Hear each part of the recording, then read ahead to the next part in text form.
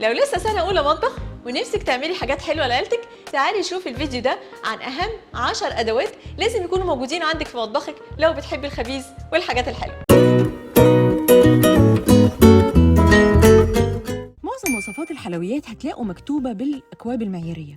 أكواب المعيارية سواء كانت للحاجات الجافة أو للسوائل زي اللبن أو الزيت أو كده، وكمان في المعالق المعيارية. مهم جدا يكون عندنا معالق معيارية وأكواب معيارية. أنا بفضل بقى الأكواب المعيارية اللي هي معمولة من الصفيح دي. ليه؟ عشان لو وقعت ما تتكسرش. مهم جدا علشان نحافظ على الحاجات بتاعتنا. طيب كمان عندنا المضرب طبعا اللي مش كهرباء. المضرب ده هيجي في اشكال كتيره جدا، ممكن تلاقوا المنظر ده او المنظر ده، او حتى اللي هو السيليكون، والسيليكون ده ممكن استخدمه في البشاميل اكتر.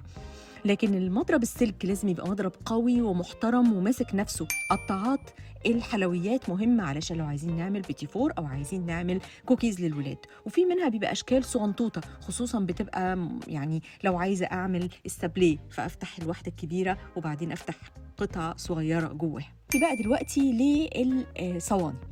صواني كتيره جدا، هتلاقي الصواني اللي سموها اللوف بان اللي هي صينيه الكيكه دي، وفي الصينيه الباند اللي هي دي المدوره اللي بتبقى مفتوحه ومخرومه من جوه، في صواني المافنز وفي منها السيليكون كمان مهمين جدا، وفي الصواني الشيت اللي هي دي اللي هي بتبقى صواني السويس رول. ورق الزبده بقى من اهم الحاجات اللي انا بعتمد عليه في المطبخ. ورق الزبده بيجي احيانا في شيت طويل كده واحيانا بيبقى رول، وده بيبقى مهم قوي علشان احط للكيك، احط عشان اعمل بسكوت، كل الحاجات. في كمان بيبقى السيليكون مات دي بتبقى حلوه قوي، وبتلاقوا انها مرسوم عليها الدوريات دي بتبقى حلوه علشان الكوكيز او الغريبه او الكحك. الصينيه بقى دي اللي هي الالومنيوم دي المفضله عندي، الصاج دي الكبيره اكتر حاجه بستعملها، وبيجي عليها المفرش السيليكون مظبوط تمام. لازم يكون عندي بولات بأحجام وأشكال مختلفة، سواء منها الخشب أو منها الإزاز أو منها الحاجات كمان الستانلس بأحجام مختلفة، صغير وكبير. مهم قوي. منخل لازم علشان الدقيق، سواء بقى المنخل ده، بس أنا الحقيقة مش بفضله عشان الإيد دي بعد شوية بتيجي تعصلج وتربس وما بتشتغلش.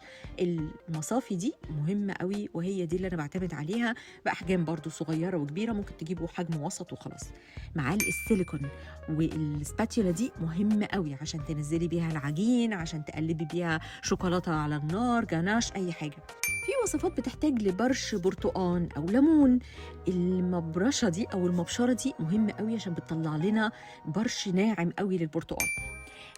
كمان في الموازين مهم قوي. في ميزان بتلاقوا بيبقى فيه حلة داخلية بتاعته، وده بيريح، وفي ميزان تلاقوا زي ده ما عندوش حلة داخلية، فأنا بجيب علبة بلاستيك قديمة عندي وأحطها وأصفر العداد بعد ما أحطها، وابتدي أوزن الدقيق أو السكر أو أي حاجة بعد كده.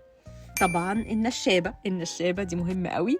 بتقولوا عليها ايه في بلدكم؟ قولوا لي، الناس اللي بتتابعني من دول مختلفة بيقولوا عليها ايه. في نوعين من النشابات العادية، وفي اللي بتبقى دي من جوه بتلف لوحدها. الاتنين سيان عندي، بس المهم يكون عندي نشابة. هي يمكن تبان ادوات كتيرة ومحدش قال ان احنا لازم نشتري الحاجات دي كلها مرة واحدة.